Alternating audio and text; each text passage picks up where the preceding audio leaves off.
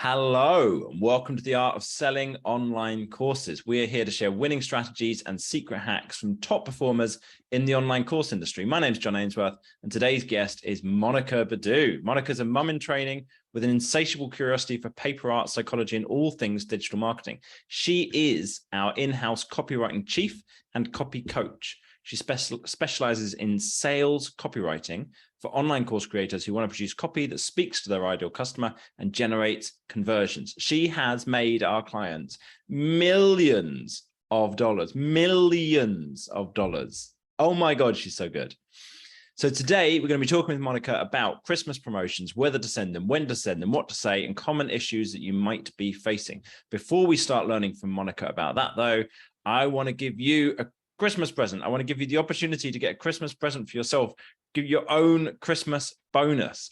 So this year, what I'd like you to do is take the opportunity to apply for our profit increase report.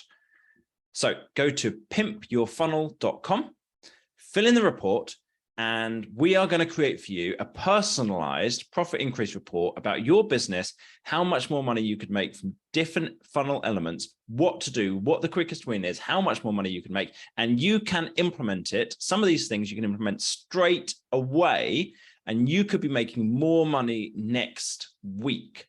You can do this stuff and get yourself a Christmas bonus, whatever that nice present is you want for you or your family. Do this, use that extra money, and buy it for them. Have a great time with that. Monica, welcome to the show. It's great to be back. Monica actually recorded an episode of the podcast without me, which was very exciting, with Adrian Savage, or is that just your joke? I don't know how his last name is said. I don't want to answer that question, but if you go into the archive, you can find it, and it's really good, is how not to get your emails into the spam box, which is very good. And he's one of the very few people I have listened to when it comes to improving deliverability and not making your emails disappear into the vast Google algorithms or whatever. So he's actually very good. Yeah. And I also have a second one coming up. It's with Kyle Jordan, and it's about writing welcome sequences that make money. Nice. So go back and have a listen to Monica's episode with Adrian if you're interested in keeping your emails out the spam folder. But today we're going to be talking about Christmas promotions. So should you do it? Is it worth having a sale or promotion in December? I say yes. And there are a couple of reasons, and I can totally hear a lot of people cringing, but after Black Friday, aren't people sick of it? Who's gonna open my emails?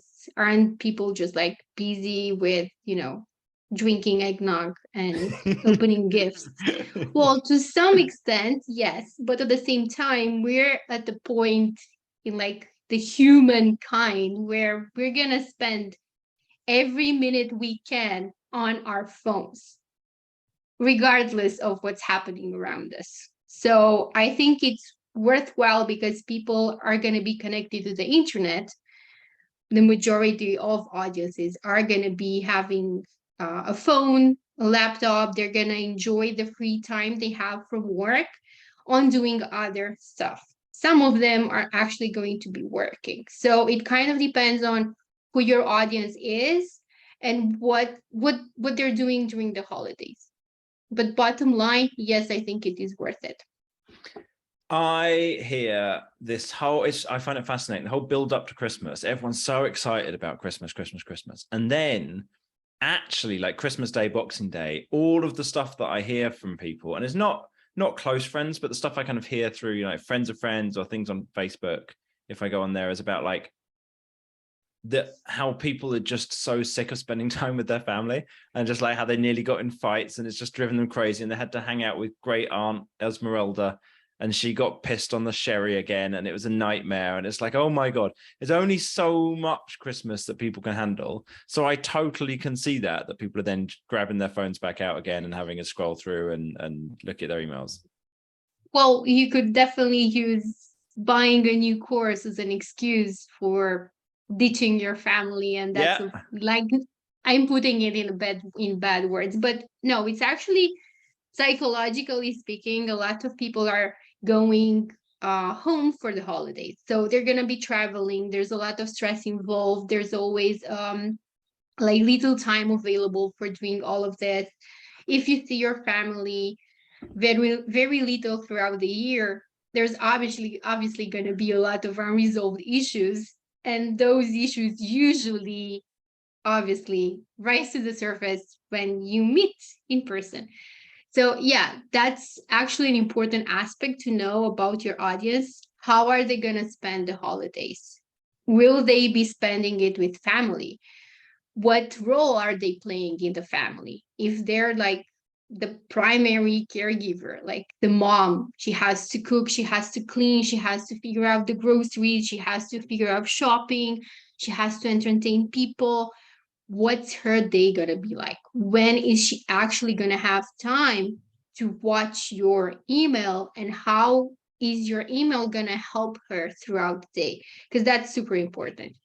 Ideally, you don't throw emails at your audience unless they are actually valuable.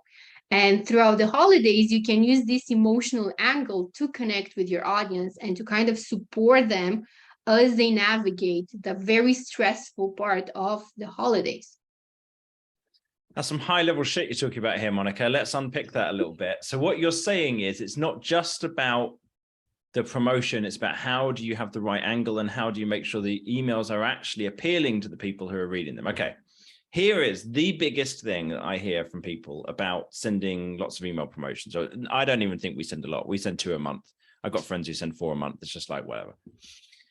But the thing that I hear from everybody is, oh, I'm worried about being too salesy, too spammy, everybody will unsubscribe. And what I say to people again and again and again, and I'm saying this to you, dear listener, as you listen today, is don't send shit emails.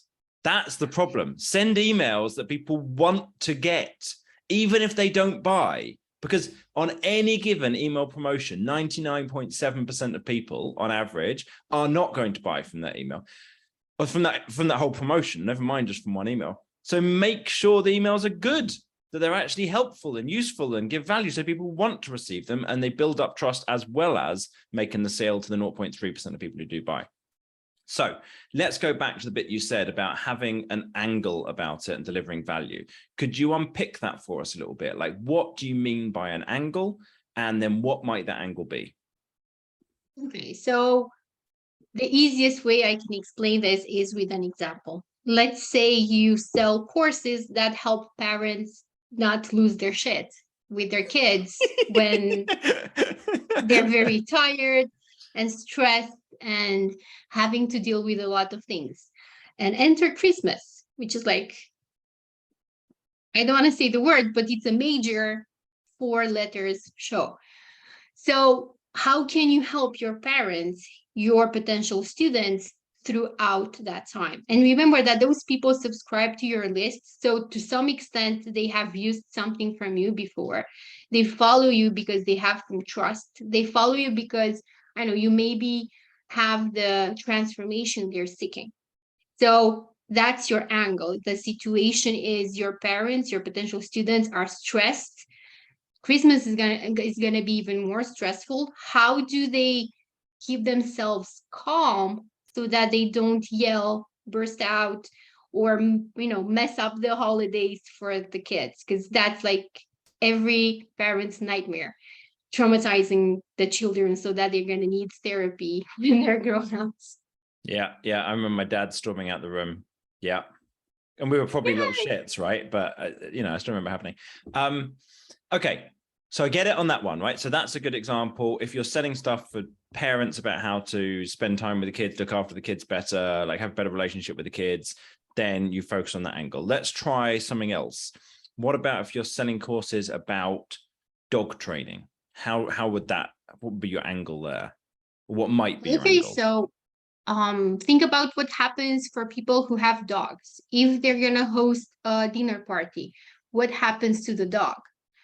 Does the dog have specific issues like reactivity, or I know he just doesn't like kids, or I know high sounds, or I know a lot of people yelling, cheering? What can you do in the time you have ahead of Christmas or ahead of that Christmas dinner, what can you do to help your dog be prepared for that?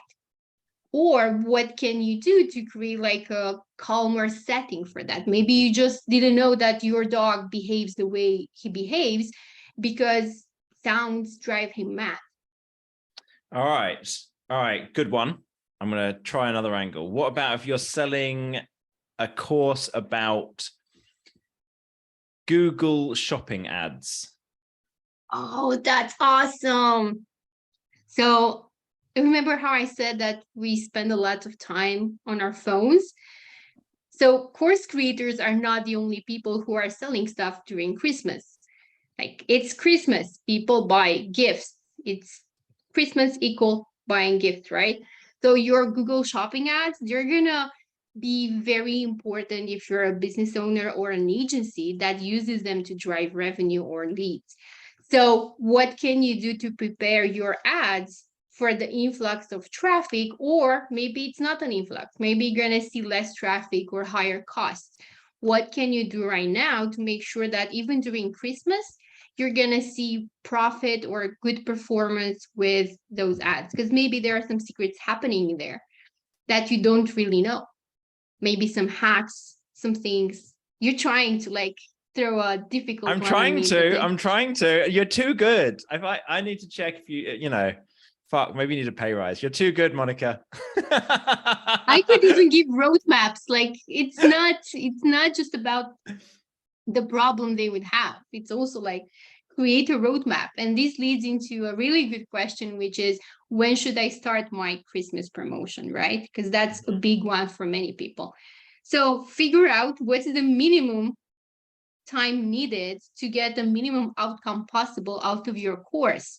And when's the problem going to hit the peak? Is it going to be on Christmas Day? If that's so, then take a few days before that to warm up the audience, teach them, sell to them, and give them a few days to actually have some time to enter the course and see what they can do with it in a very short time period, so that they have the tools or the information or the knowledge or whatever for when the problem hits its peak, whether it's before Christmas, during Christmas, or after Christmas. That's something you and your audience know.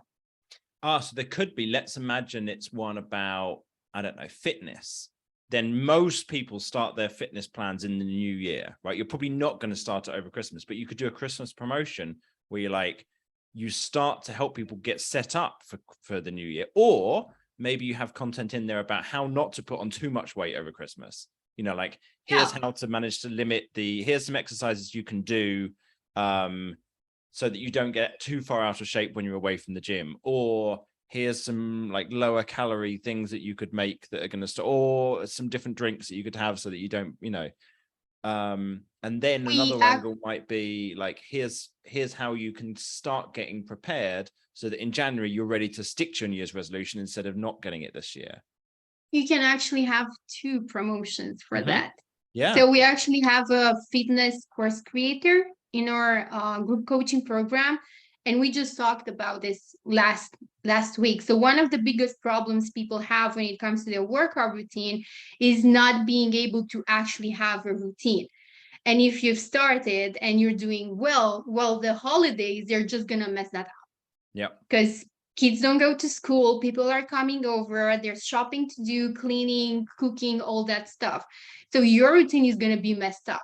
And if you break the habit, it's going to take a long time to go back on that habit. So what you can do in the first part of the actual month is to prepare people for either when the routine is going to be broken, or show them how it is possible to keep up with the routine, even though the schedule is going to be really chaotic. You can even have like a challenge if you want. Sign up for the December fitness challenge so that you can actually get some daily workouts, even though everything is going to be mad around you. So there are many ways to integrate this. The idea is to understand your audience's biggest problem in December, what their context is going to be like and how you can actually help them. And it's not about something that's going to happen 3 months from now. It's a small outcome that they can get in that month for the problem they have right now. Yeah. And so those emails that you're sending out in December, let's say it's about, the dog training, right? And it's about Christmas Day. So you're sending it out a little bit in advance so that people would take the course, whatever. The emails themselves, first of all, you're bringing that up and talking to people about the fact that this is a problem for dogs. So that's helpful, kind of helping bring the awareness to the problem. But you're also like providing value in those emails as well, right? Even if they don't buy the course. Yeah, obviously. So an email doesn't have to give It's not them obvious to everything. everybody, Monica. It's not obvious to everybody. So in my opinion, a good email is an email that opens a new perspective. So let's say you have a dog and you are thrilled about the idea of having people over, and at the same time you are terrified about it because you know your dog is not going to like it. You know that people are going to try to feed him food that he's not supposed to eat. You know that he's gonna whine, cry, bark, whatever. You are both thrilled and terrified about that. So a lot of people don't think that they can have both. Mm-hmm. So one email could just open their eyes towards, hey, here's this third option that you never thought you actually had. And if you towards the end, you can have a soft sell if you want. And if you, need more guidance, if you need something, the benefit that your course offers, then go to this button right now and see everything that's included. We've helped 300,000 dog owners so far. Maybe you're going to be the next one, something like that. So you don't have to be ring the alarms, our course is on sale, get it now so that you and your dog are going to have an amazing Christmas together. It doesn't have to be like that. You're so good. Oh my God. Okay, so I want to just do a little plug here. So the stuff that Monica's talking you through today is the stuff that she does with our group coaching clients in our program. So we've got a program called the Instant Course Sales Program. I don't talk about it probably as much as I should on the podcast. But as part of that, we have calls every week, and Monica leads on one of those, and she goes through with people and helps them to understand, like, okay, so what's your promotion for next month? Let's talk through like some of the angles that you could have for your emails. So where she's doing it here is like a few different examples. If you're in the program, you actually get to work with Monica and go through and get that support every single month on like, okay, well, what's the angle going to be this week? What's the angle going to be next month? What kind of promotion we're going to do, etc. Which is part of why our average client going through that increases revenue 428%, which is just like, oh, it's so much fun to watch. I was looking at some of the results yes, it sent me through recently about like one of the clients we've got and what they've been making like this on Black Friday. Oh, it's so good. It's so good. Yeah.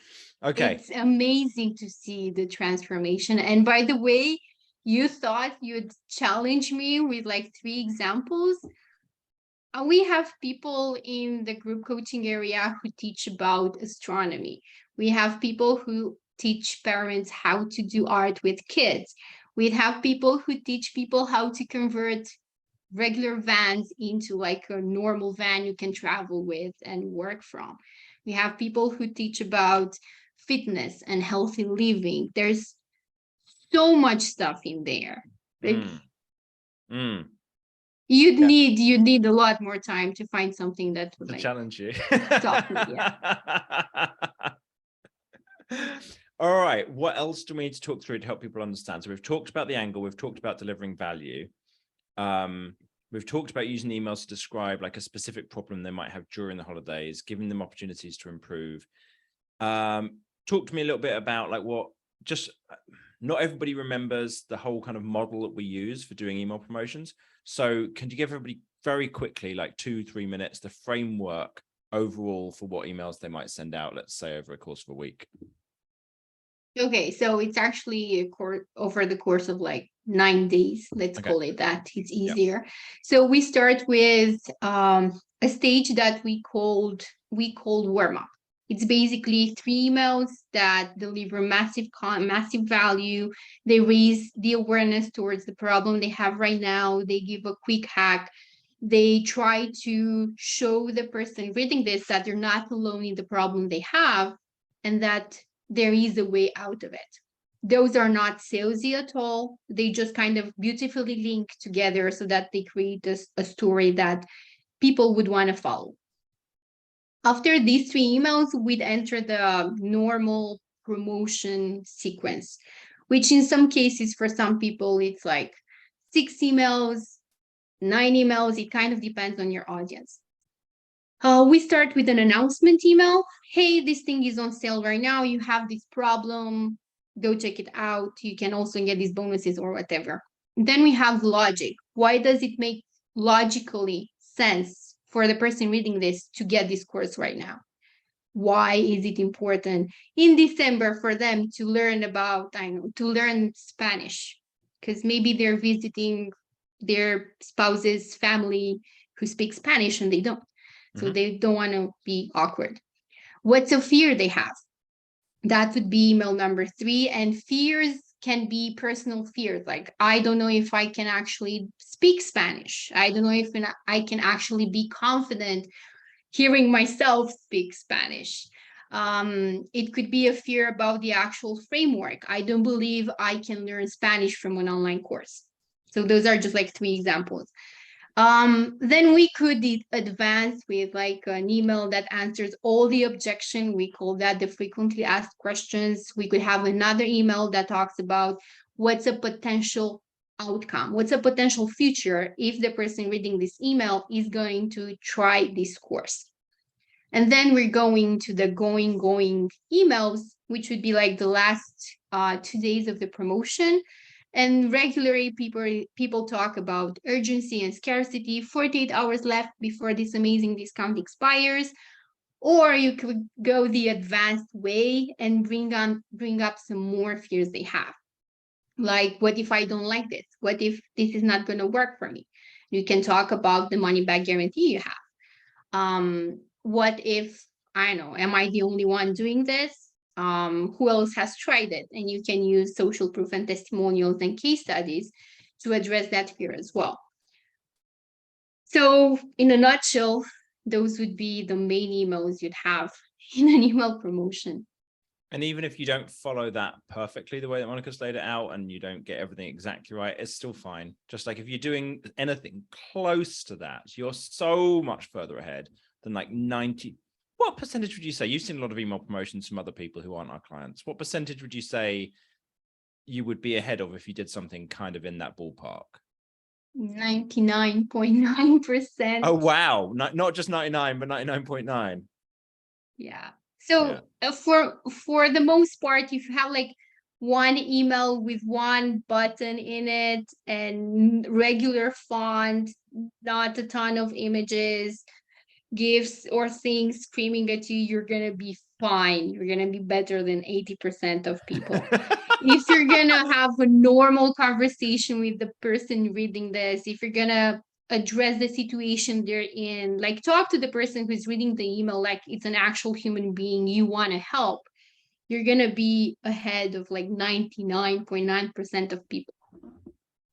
Because like course creators, they have this amazing opportunity to actually change the life of the person who's reading this email.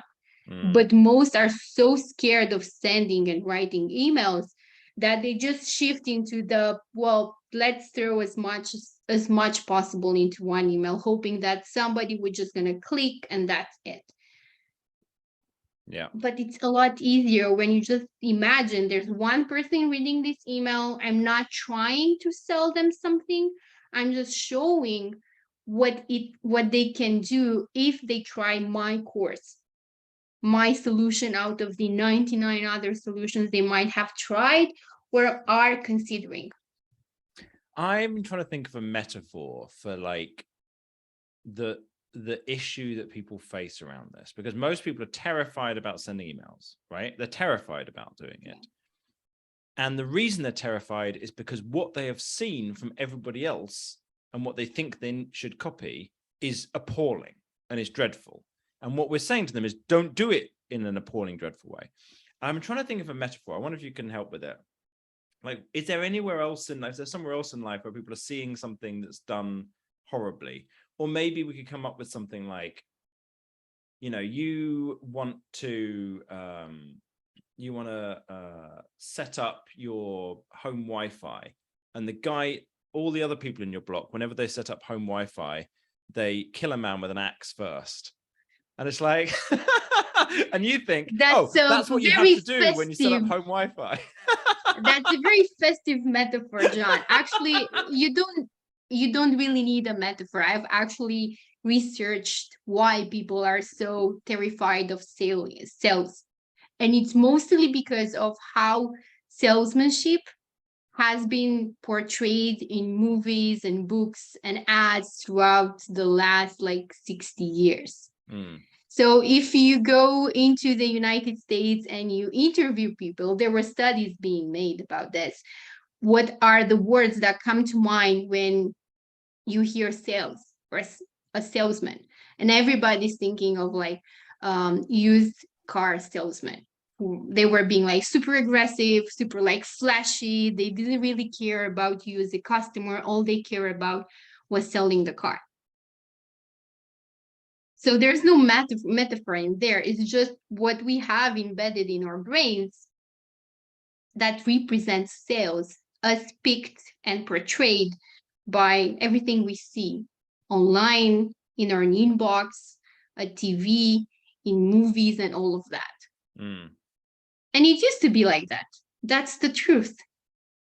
Marketing used to be super salesy and super spammy and super flashy, but it's not like that anymore. Because if you have an audience, you have a group of people who already believe in you, which gives you power and influence, and also the opportunity to help people if it's right for them. Hopefully you take this and are going to send out a Christmas promotion, and you've got some great ideas about what angle you might have and how to provide value for your audience, and how many emails to send and when to send them, and you send it out, and then you're going to give yourself a second Christmas bonus from doing that. Also, do go and fill out the form to get your profit increase report, pimpyourfunnel.com. Fill it out. Our team will create a report for you. If you are a bigger course creator, you've got a bigger audience, they will also do a video for you, where it'll probably be Martina, and she'll go through and record a video where she goes through your homepage, your sales page, your checkout page, and actually identifies exactly for you what changes you need to make. The report is going to show you what you need to do. It's going to be super broken down, and you're going to be able to make more money just by following what it says there. Thanks so much, Monica, for coming on and sharing your wisdom with everybody today. Much appreciated. Thank you, dear listener, for listening to us today, for bearing with my dreadful jokes and metaphors while Monica was sharing her wisdom. If you found the interview useful and you want to get future episodes, subscribe wherever you listened, and we will see you next time.